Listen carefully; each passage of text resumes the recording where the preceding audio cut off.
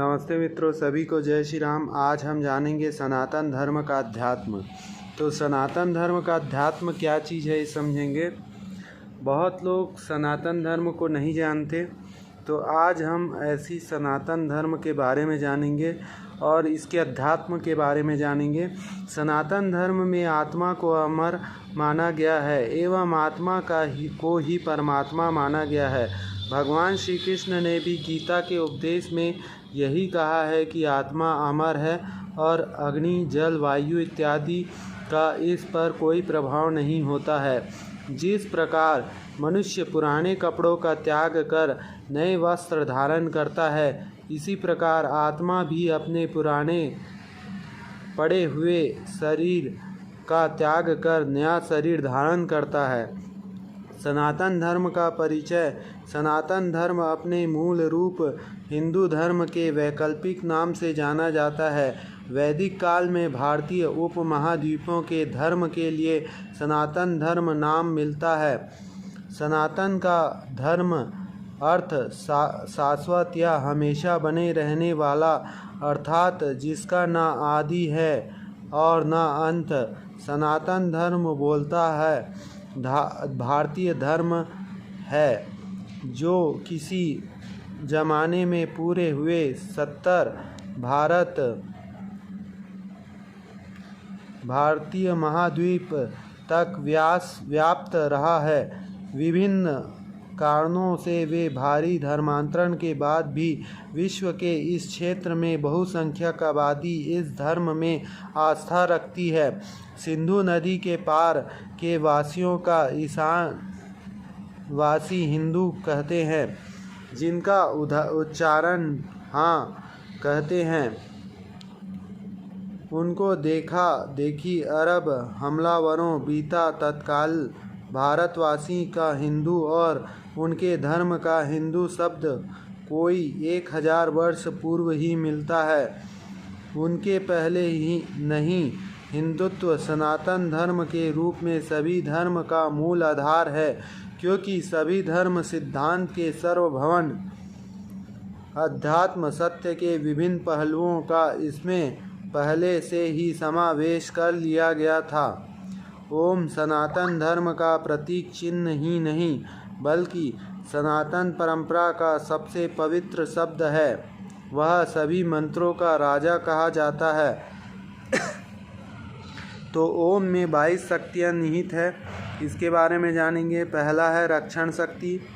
ओम सहित मंत्र का जाप करते हैं तो हमारे जप तथा पुण्य की रक्षा करता। कोई दुर्घटना घटने वाली है तो मंत्र भगवान रक्षा करते हैं। गति शक्ति। जिस योग ज्ञान ध्यान के मार्ग में आप फिसल गए हैं।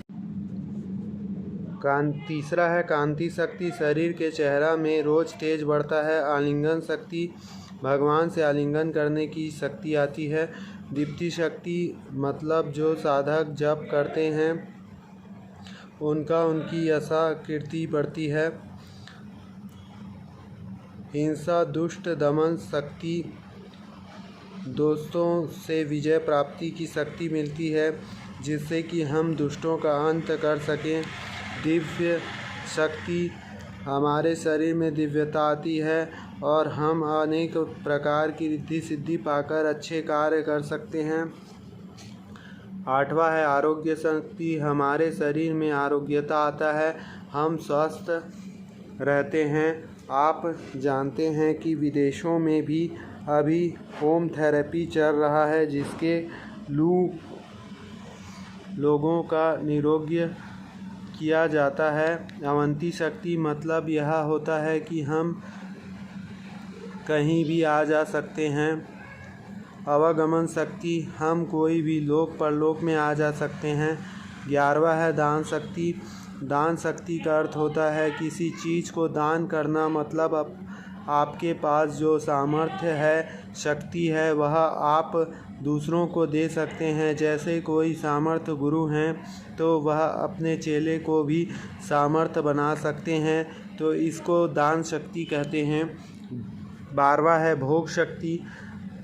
भोग शक्ति मतलब होता है स्थूल जगत या सूचना जगत में आप जाकर घूम सकते हैं। वृत्ति शक्ति मतलब यह शाब्दिक शब्द शक्ति होती है जिसके द्वारा हम शब्द में जो बोलते हैं वो होने लगता है।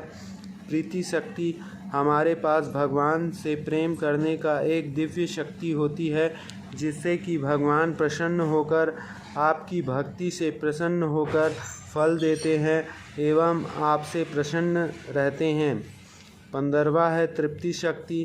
तृप्ति शक्ति मतलब यह होता है कि अपने आप में तृप्त रहना, जैसे कि योग लोग रहते हैं संतुष्ट उच्चतम योगी। प्रवेश अवंती शक्ति। प्रवेश शक्ति मतलब यह होता है कि हमको होनहार होना, मतलब आपको अपने शक्ति रहेगी, आप किसी से डरेंगे नहीं। तो ओम का मंत्र जप करने से भी फ़ायदा हमको मिलता है। 17वां है मनोभाव ज्ञाता शक्ति। मतलब मनोभाव मतलब किसी के भी मन में जो चल रहा है उस भाव को जो जान लेना, इसको मनोभाव शक्ति बोलते हैं। 18वां है श्रवण शक्ति। देवताओं की जो बातें हैं हमको समझ सकते हैं और देवता लोग में जाकर उनकी बातों को जान सकते हैं। 19वां है सामर्थ्य शक्ति। सामर्थ्य शक्ति का मतलब यह होता है कि आप में एक शाम अर्थ होता है, जैसे कि सामर्थ्य रामदास जो थे वह जंगल गए थे तो भालू के ऊपर अटैक करने का था, तो वह बोले जोर से, तो भालू जोर से ओम बोले तो भालू दूसरे जगह चले गया। 20वां है याचक शक्ति। याचक शक्ति मतलब होता है कल्याण कर सकता है। इसके लिए कहा जाता है कि गुरु कृपा ही केवलम शिष्यस्य परम मंगलम। 21वीं है क्रिया शक्ति। क्रिया शक्ति मतलब होता है निरंतर कार्य करते रहना, मतलब इसमें थकान महसूस नहीं होगी आपको और आप लगातार काम करते रहेंगे। 22वां है इच्छित शक्ति। शक्ति माता जी होती है जो कि आप इच्छा करें, जैसे कि उनको प्रकृति को करना ही पड़ेगा।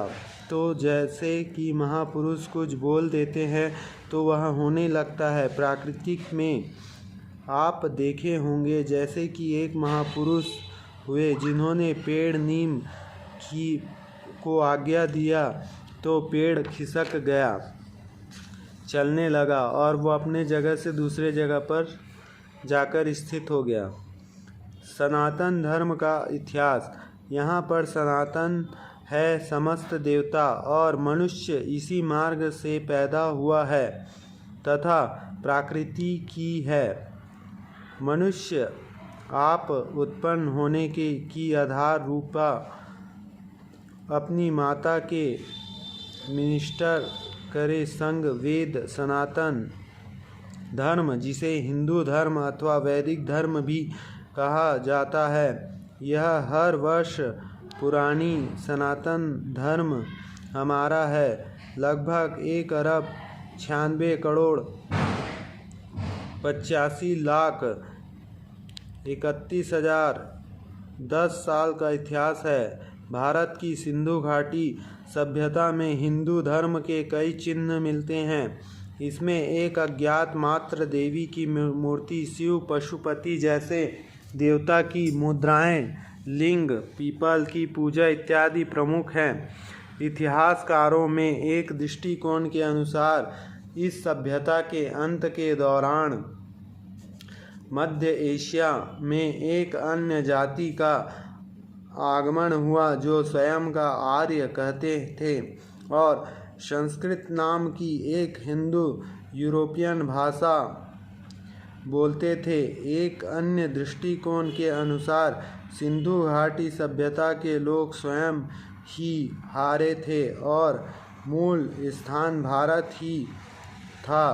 भारत में पहले संस्कृत से ही प्रारंभ किया गया था भाषा जो थी, और अभी हिंदी भाषा आई, बाद में हिंदी भाषा बाद में आई। प्राचीन काल में भारतीय सनातन धर्म में गणपत्य, जयदेव, कोटि, वैष्णव शक्ति और नाम के 5 संप्रदाय होते थे। गणपति गणेश को कहा जाता है, वैष्णव विष्णु सहदेव, कोटि शिव की शाक्त शक्ति की और सूर्य की पूजा आराधना किया करते थे। पर मान्यता था कि सब एक ही सत्य की व्याख्या है। यह न केवल समवेत परंतु रामायण और महाभारत जैसे लोकप्रिय ग्रंथों में भी स्पष्ट रूप से कहा गया है। प्रत्येक संप्रदाय के समर्थक अपने देवता को दूसरे संप्रदाय के देवता का बड़ा समझते थे और इसी कारण से उसमें वैमनस्य बना रहता था। एकता बनाए रखने के उद्देश्य से धर्म गुरुओं ने लोगों को यह शिक्षा देना आरंभ किया कि सभी देवता समान हैं। विष्णु, शिव और शक्ति देवी देवता हैं, परस्पर एक दूसरे के बीच। उनकी इन शिक्षाओं के तीनों में से मेल हुआ है और सनातन धर्म की उत्पत्ति हुई। सनातन धर्म में विष्णु, शिव और शक्ति को समान माना गया है और तीनों ही संप्रदाय के समर्थक इस धर्म को मानने लगे। सनातन धर्म का सारा साहित्य वेद, पुराण, श्रुति, स्मृतियाँ, उपनिषद, रामायण, महाभारत, गीता आदि संस्कृत भाषा में रचा गया है। कालांतर में भारतवर्ष में मुसलमान शासन हो जाने के कारण देव भाषा संस्कृत का हाथ हो गया था। लगभग मुगल शासन 800 वर्ष था तथा सनातन धर्म की अवनति होने लगी। इस स्थिति को सुधारने के लिए विद्वान संत तुलसीदास ने प्रचलित में धार्मिक साहित्य की रचना करके सनातन धर्म की रक्षा की। तो ये था सनातन धर्म का इतिहास और आगे हम कल देखेंगे, समझेंगे। जय श्री राम।